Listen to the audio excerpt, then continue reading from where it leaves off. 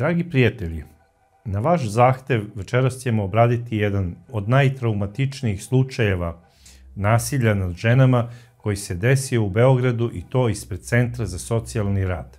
2017. godine u julu jedna žena je ubijena na jedan veoma primitivan i monstruozan način ispred samog Centra za socijalni rad. A ko je bila ta žena? Ta žena je bila Olga L., koja je rođena 1978. godine u Beogradu. Rođena je kao Olga Antić. Ona je odrastala na Novom Beogradu sa svojim roditeljima i tu je završila osnovnu i srednju školu. Njeni roditelji su bili dobrostojeći ljudi i ona je imala uslova da se školuje gde god je htela. Međutim, ona je posle srednje škole odlučila da se zaposli. I zaposlila se i radila je u jednoj autoškoli. Radila je kao instruktor vožnje. Ona je u toj autoškoli radila sve do 2006. godine, a onda je počela da se zabavlja sa vlasnikom te iste škole. A kako govore njihove bivše kolege, taj vlasnik autoškole je voleo da se nabacuje tim mladim učenicama koje polažu vožnju. I bio je jako šarmantan. Njegovo ime je Milan L. On je inače rođen 1969. godine u Hrvatskoj i tamo je bio sve do 1995. godine kada je sa svojom porodicom prvo došao za Šid, a kasnije on dolazi za Beograd i otvara autoškolu 1996. godine. Od 2007. godine Olga i Milan su u braku. U početku je taj brak delovao vrlo romantično. Međutim, ubrzo posle toga, nepunih godinu dana posle rođenja njihovog sina, nastaju i prvi problemi. Bar po kazivanju Olginih prijateljica, a i same njene majke Ljiljane Antić. Ona je te izjave o životu svoje ćerke najviše ispovedala i kazivala za časopis Blic.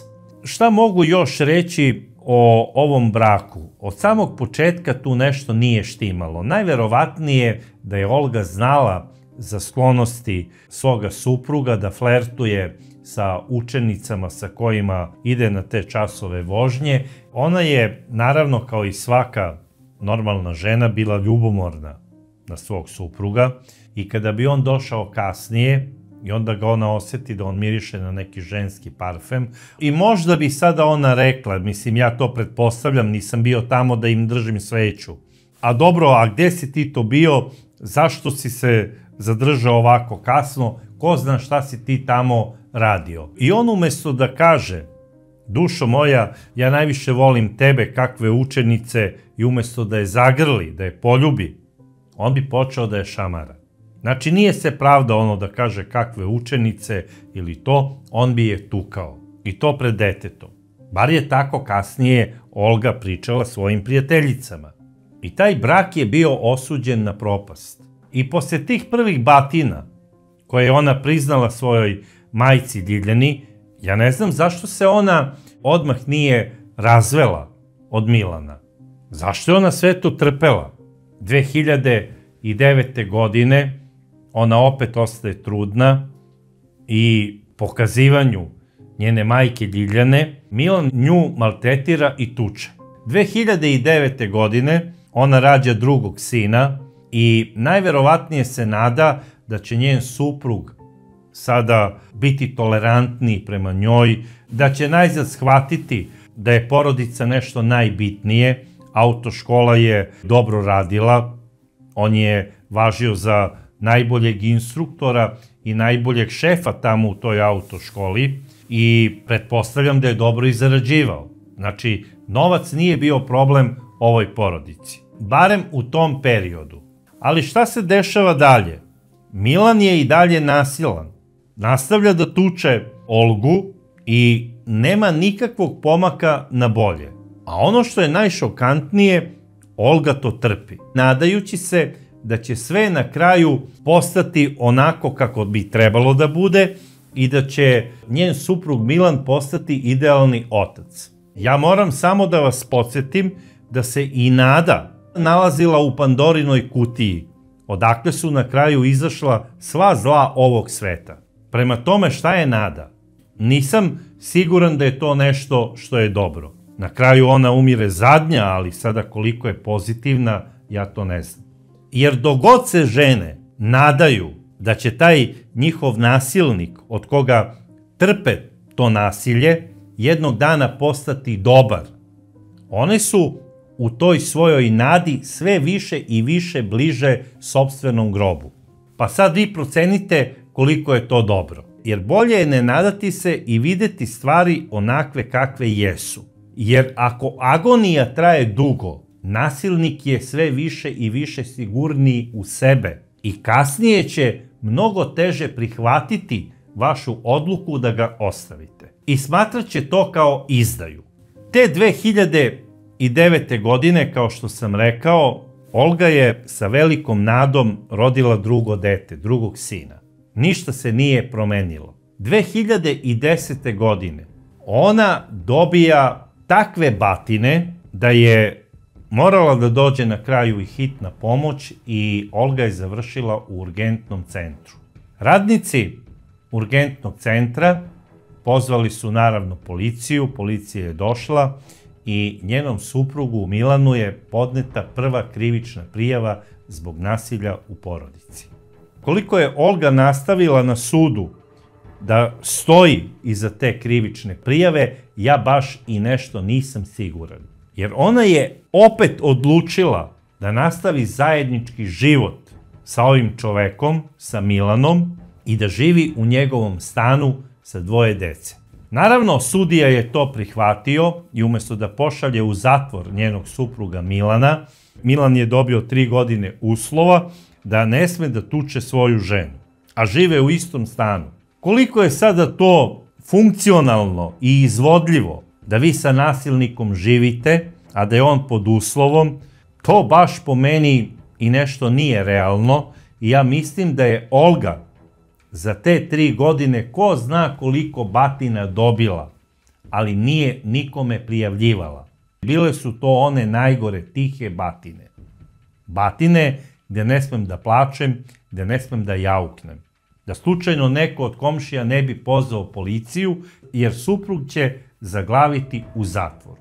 I u tom periodu, dok je trajao taj uslov, ona je rodila još jedno dete, sinčića, koji je ubrzo, nažalost, preminuo. Pod kakvim stresom je zapravo Olga iznela tu trudnoću, to nigde nije izneto u javno dostupnim informacijama. Da li se radi o sindromu iznenadne smrti deteta ili o nečemu drugom, zaista o tome ne bih mogao da se izjasnim. Ali sam siguran da je ova smrt za Olgu bila veliki šok. Bila je jako razočarana i depresivna jer je njen san oduvek bio da ima 3 dece. Tu njenu brigu, tu njenu bol, Milan je najmanje razumeo.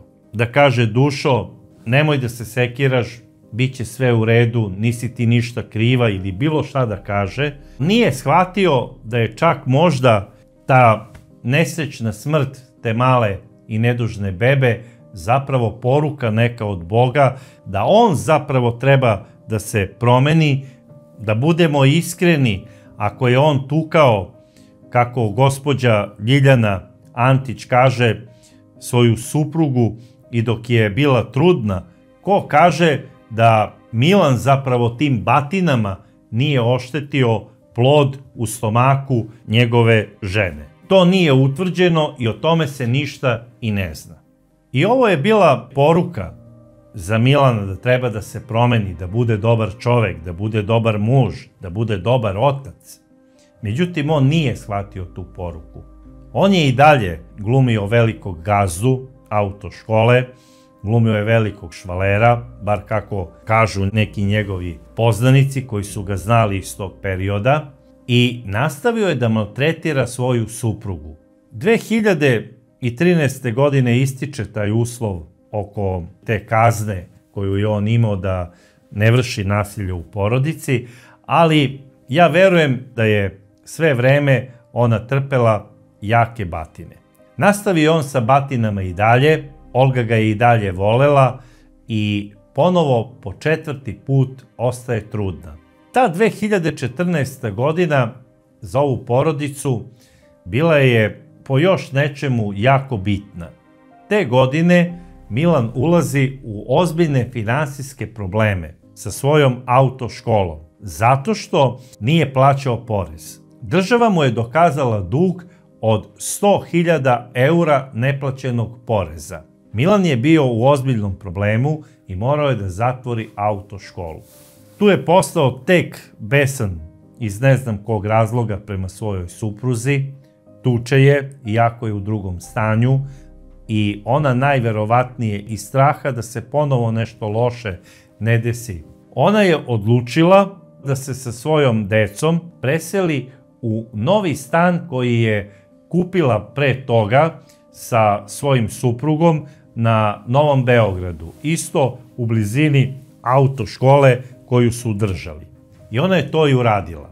2014. godine seli se u drugi stan, tamo se i porađa. Ne znam samo zašto nije odlučila da podnese zahtev za razvod braka. Ona i dalje je u braku sa Milanom, on živi u svom stanu, ali dolazi u stan svoje supruge ponekad kako bi video decu. Međutim, ono što je interesantno, znači njih dvoje su u braku, njihova kompletna imovina je zajednička. U tom periodu Olga je odlučila da otvori svoju autoškolu 2014. godine, bar po kazivanju njene majke Ljiljane Antić, ona je to detaljno iznela za Blic. Njena ćerka Olga kupuje nove automobile i otvara novu autoškolu, nevezano za svog supruga. Te 2015. godine, prilikom obilaska dece, Milan je bio besan na svoju suprugu, najverovatnije oko nekih nerešenih sporova oko te autoškole koju sada vodi njegova supruga. On je tako besno premlatio Olgu da je ona opet završila u urgentnom centru. Naravno, dolazi policija, pokreće se krivični postupak, policija njemu izriče zabranu prilaska Olgi u trajanju od 2 godine. To je Milana još više razbesnalo.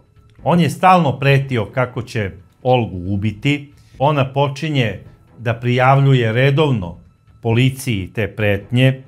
Policija bi joj rekla: dobro gospođo, dođite lično u policijsku stanicu i podnesite krivičnu prijavu protiv svog supruga Milana. Dalje ćemo to staviti u postupak i vidjet ćemo da li će to tužilaštvo prihvatiti ili odbaciti. Međutim, te 2015. godine Milan izvršava još jedno nasilje u porodici. Naime, on je pretukao svog najstarijeg sina. I to vrlo surovo. A šta je bio zapravo razlog da on ovako bezobzirno premlati svoje dete? Mali je dobio 4 iz engleskog. I to je toliko razbesnelo Milana da je on smatrao da je to, eto, povod da iskali sav bes na svog najstarijeg sina. Jer kako je kasnije rekao u policiji, zamislite, ja sam u mesecima plaćao profesora engleskog jezika. I on umesto da dobije 5, dobio je 4. A jadno dete se pohvalilo ocu: tata, bio sam vrlo dobar iz engleskog, dobio sam 4. Ta 4 je koštala mališana dobrih batina i još ga je surovi otac izbacio iz svog stana. I mali je pešice otišao do svoje bake. I baka je odvela dete kod lekara, naravno lekari su to prijavili policiji. Policija je pozvala oca na informativni razgovor i podnela mu je krivičnu prijavu zbog nasilja u porodici. Sud nije bio toliko blagonaklon kao u slučaju njegove majke, odnosno Olge. Ovog puta je izrekao Milanu kaznu, zato što je tukao sina, 2 godine zatvora. Advokati su ulagali velike žalbe, govorili su kako njihov branjenik ima postratni sindrom, zato što je učestvovao u ratu. Rađeno mu je veštačenje i u Lazi Lazarević, a i u zatvorskoj bolnici u Beogradu, i utvrđeno je od strane veštaka i struke da Milan L. boluje od postratnog sindroma. I dobio je 2 godine zatvora, to je kao neka blaža varijanta, možda bi dobio 3 ili 4 zbog nasilja u porodici nad svojim sinom, a imao je i zabranu prilaska supruzi i pre toga uslov zbog nasilja u porodici. Možda bi to bila stroža kazna, ali eto, 2 godine zatvora i to bez prava čekanja pravosnažnosti presude na slobodi. Milan je poslat na izdržavanje zatvorske kazne. U zatvoru se ponašao, kako su rekli nadzornici koji su ga nadzirali, da se ponašao vrlo korektno, da je bio dobar sa ostalim zatvorenicima, da nije bio problematičan i zbog svega toga on je dobio iskraćenje od 2 meseca zatvora. On je izašao u aprilu 2017. godine iz zatvora. Međutim, i dok je bio u zatvoru, on je stalno pretio kako će ubiti svoju suprugu. I ona je to prijavljivala policiji. Zvanično, ona je lično prijavila 7 puta pretnju da će nju ubiti muž kada izađe iz zatvora. Kako je on slao te pretnje? Da li putem nekih poruka, telefonskih, jer i u zatvoru se dođe do telefona? Da li je pisao neka pisma? Ja stvarno ne znam. Ali ona je sve to prijavila policiji i rekla je da njoj muž preti likvidacijom. Sada nije mi jasno kako neko može da bude pušten zbog dobrog vladanja, a preti ženi da će je ubiti kada izađe sa robije, a u zatvoru je upravo zbog nasilja u porodici. Vrlo konfuzna priča i za mene neshvatljiva.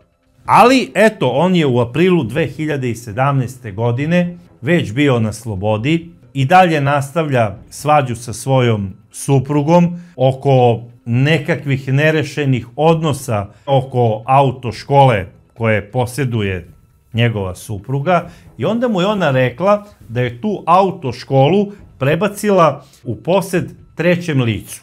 Ja zaista ne znam koji je bio razlog da ona prepiše tu školu ili da je proda, možda ju je i prodala, ili je ona bila samo fiktivni vlasnik, ja zaista to ne znam, ali po kazivanju njene majke, ona je kupila automobile sve nove za tu autoškolu.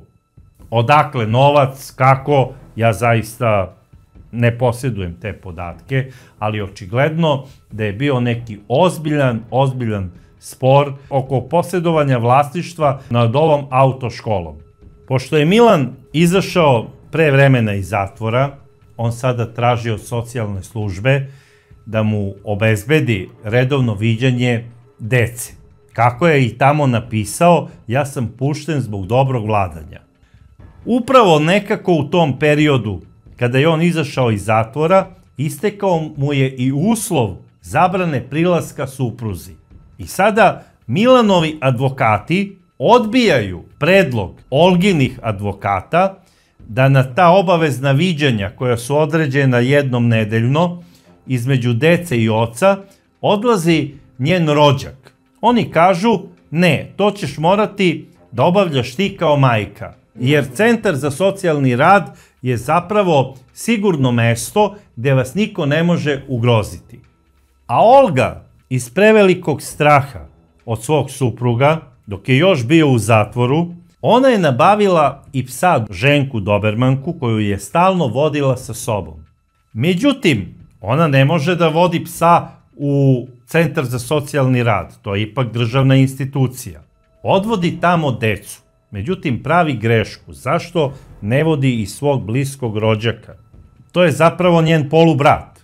Prilikom tog prvog odlaska kada je ona odvela decu, osjećala se jako neprijatno. Kada se završila poseta, prilikom odlaska kući, njen suprug je iz automobila dok se mimoilazio sa Olgom, zapretio Olgi kako će joj odseći glavu.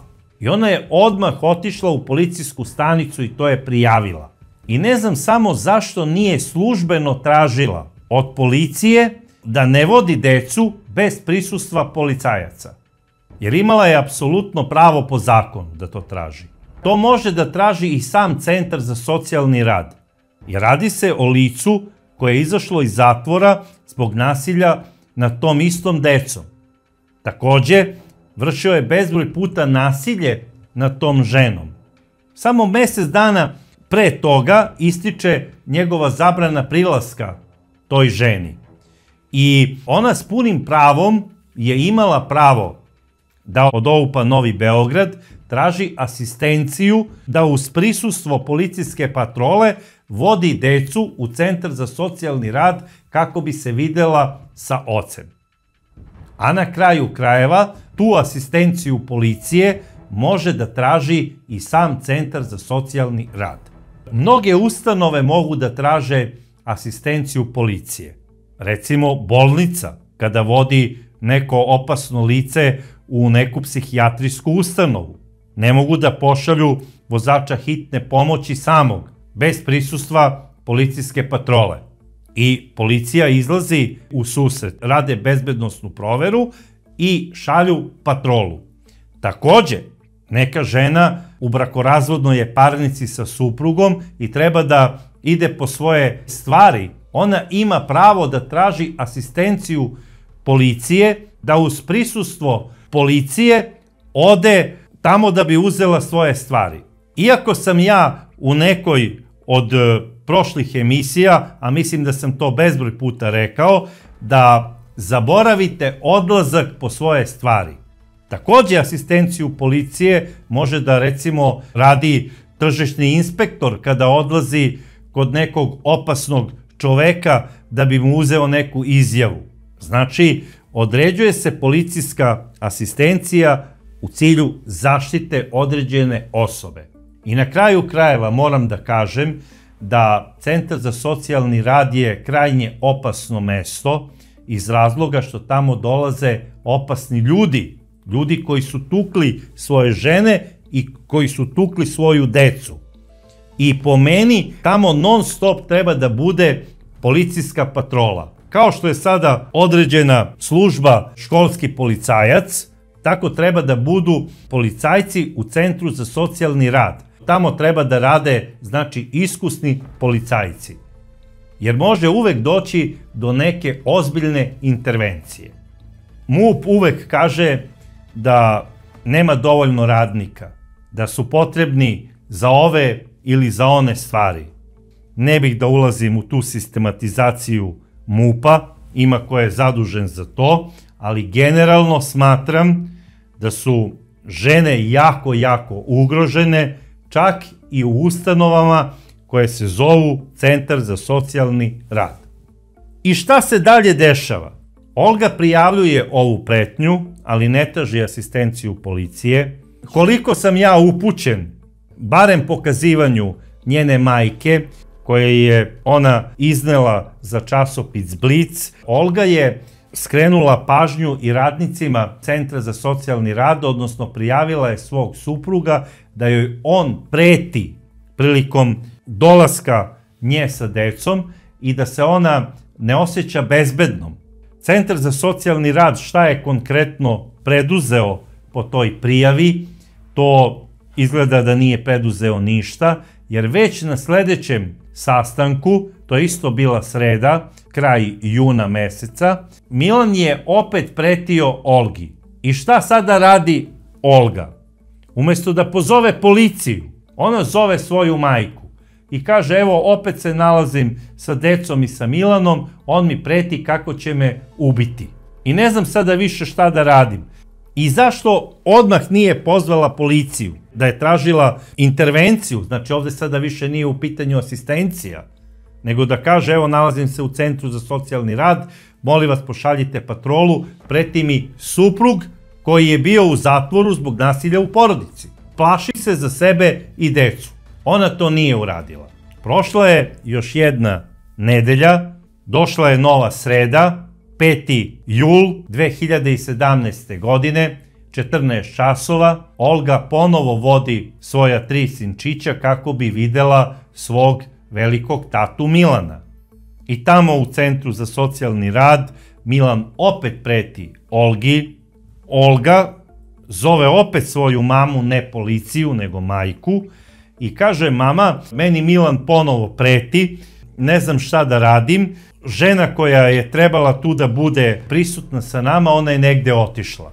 Pretpostavljam da sve vreme tog boravka, kada otac treba da se nađe sa decom u kontrolisanim uslovima, treba da bude prisutan i radnik Centra za socijalni rad. Međutim, po kazivanju gospođe Ljiljane Antić, kako je ona iznela za Blic, radnica je negde bila otišla. Ne znam zaista kako se to desilo, ali eto, Milan i Olga su bili sami sa decom, bar u jednom periodu tog viđenja od 2 sata, koliko su trebali tamo da budu. I ovog dana bila je velika sparina, bile su velike vrućine, negde oko 14 časova i 30 minuta kada se poseta završila i kada je Olga izašla sa decom i otišla do svog automobila, iznenada iz neke zasede, gde se samo skrio Milan, istrčava ni manje ni više nego sa kamenom u ruci. On je našao negde onu kamenu kocku koja se stavlja onako uz ivičnjake i zamislite, iz sve snage počeo je da tuče Olgu po glavi. Na očigled dece, koja su počela da vrište, izašla su iz automobila i počela su da preklinju oca da prestane da tuče njihovu mamu. Olga je vrištala, počela je da doziva u pomoć, pokušala je da se skloni u zgradu samog centra, međutim, Milan je bio uporan. Tukao je ovu ženu po glavi sve dok ona nije pala, a kada je pala, on je nastavio da je udara onom kamenom kockom po glavi. Kada je bio siguran da je ubio ovu nesrećnu ženu, on je odbacio onu krvavu kocku, stavio je ruke u džepove i nastavio je laganim hodom u nepoznatom pravcu. Kako je kasnije jedna radnica Centra za socijalni rad rekla, videla sam kako čovek lagano odlazi u pravcu Tošinog bunara. To je inače jedno mesto na Novom Beogradu. Radnici Centra za socijalni rad odmah zovu hitnu pomoć i policiju. Radnici hitne pomoći odvoze nesrećnu Olgu na urgentni centar kako bi pokušali da spasu njen život, međutim, spasa za ovu ženu nije bilo. Zato što je Milan ovoj jadnoj i namučenoj ženi potpuno smrskao glavu. Šta govori kada neko ubije svoju žrtvu kamenom? Kamen je najprimitivnije ljudsko oružje. Ono je korišćeno u praistoriji da bi se ubila neka ptica, životinja ili da se odbranite od nekog. To govori da je čovek u tom trenutku pao na one početne ljudske korake ka homo sapiensu. Zapravo, on se u tom trenutku ponašao kao čovek iz kamenog doba. A kasnije, kroz istoriju, kamen se koristio ako želite nekoga da ponizite. Recimo, u periodu Rima kamenovani su hrišćani, kamenovani su ljudi koji su se bavili nekim kriminalom ili kamenovane su bludnice, kako bi bile ponižene. To se smatralo najtežim oblikom izvršenja smrtne kazne. U Rimu i u nekim drugim, recimo, kraljevinama koje su bile u predhrišćanskom periodu. I dok je tužilaštvo naložilo obdukciju nad telom ove nesretne žene, policija je krenula u potragu za Milanom. Krenuli su u pravcu Tošinog bunara, nisu uspeli da ga pronađu. Međutim, uveče 6. jula, negde oko 1 čas posle ponoći, zazvonio je telefon dežurne službe u policijskoj stanici na Novom Beogradu. Zvao je otpravnik vozova sa stanice Tošin bunar na Novom Beogradu i rekao je da se jedan čovek upravo bacio pod voz. Policija je otišla da bi uradila uviđaj i pronašli su i ličnu kartu ovog čoveka koji se bacio pod voz i koga je voz totalno bio smrskao i ustanovili su da se upravo radi o Milanu L, koji je prethodnog dana oko 14 časova i 30 minuta ubio svoju suprugu Olgu. Tako da je potraga za ovim čovekom bila završena, ali istraga oko ovog slučaja, da li je mogao da se spreči ili ne, rađena je presporo. Ne samo u smislu institucije koja je više zatajila, da li policija, da li Centar za socijalni rad, da li možda cela zajednica, jer samo nedelju dana posle ovog događaja ispred Centra za socijalni rad u Rakovici isto je ubijena jedna žena i njen sin od strane nasilnog supruga. I da ne bi prebacivali loptu sa jedne institucije na drugu koja je više zatajila, mislim da je krajnje vreme da Centri za socijalni rad imaju svoju policiju. Odnosno, da MUP ima obaveznu patrolu policije u ovim centrima. Jer ko zna kakvi će se sve slučajevi dešavati u našoj zemlji. Hoću da kažem da nisu samo ugrožene žene i deca koji dolaze u te centre, naravno ugroženi su i radnici ovih centara. Centar za socijalni rad apsolutno nema nikakvu zaštitu i on uopšte nije sigurno mesto da se obavljaju ovakve posete između roditelja koji su nasilnici, dece i žena koje su isto žrtve. Ako MUP nema radnike da borave u centrima za socijalni rad, a u cilju da se ne dešavaju ovakva strašna nedela, predlažem da se ti opasni susreti ne odvijaju u centrima za socijalni rad, nego upravo u stanicama policije uz prisustvo radnika iz Centra za socijalni rad. Jer ovako nešto je sramota za kompletnu zajednicu. Ja sam te 2017. godine osjećao ne gorčinu, nego veliku dozu sramote što se to desilo u našoj zemlji i to u glavnom gradu. Na Novom Beogradu, a posle u Rakovici. Za samo nedelju dana ubijene su 2 žene i 1 dete. Na najmonstruozniji način, jer su te žene morale da dovedu svoju decu po odluci istih tih centara gdje su ubijene. Zapravo, odluka da obavezno dovedu svoju decu bila je zapravo smrtna presuda koja je izrečena tim ženama i ovom nesrećnom dečaku iz Rakovice. Neko je ozbiljno zatajio u našem sistemu, ali koliko znam, niko nije krivično odgovarao. U Centru za socijalni rad na Novom Beogradu, bar po pisanju Blica, bila je pokrenuta disciplinska odgovornost protiv 7 radnika. Šta se time postiglo, ja stvarno ne znam. Mislim da Centri za socijalni rad, bar iz ovoga što smo vidjeli, apsolutno nisu bezbedna mesta da se odvijaju ovakve posete i mogu da zamislim šta može da se desi u manjim mestima kada se ovako nešto dešava u centru velikog grada kakav je Beograd. To što se Milan bacio pod voz nije nam nikakva uteha.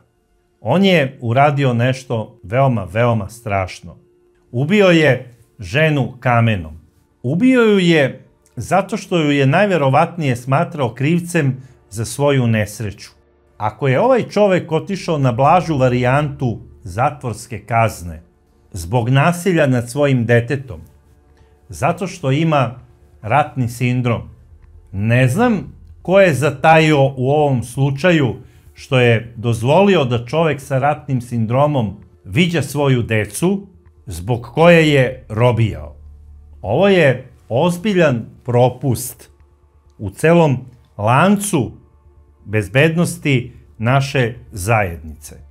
Sada, koja je tačno karika u ovom lancu bezbednosti našeg sistema bila najslabija, teško je reći. Jer ova jadna žena je 7 puta prijavila svoga supruga policiji da hoće da je ubije. I to u zadnja 3 meseca od kad je izašao iz zatvora zbog dobrog vladanja.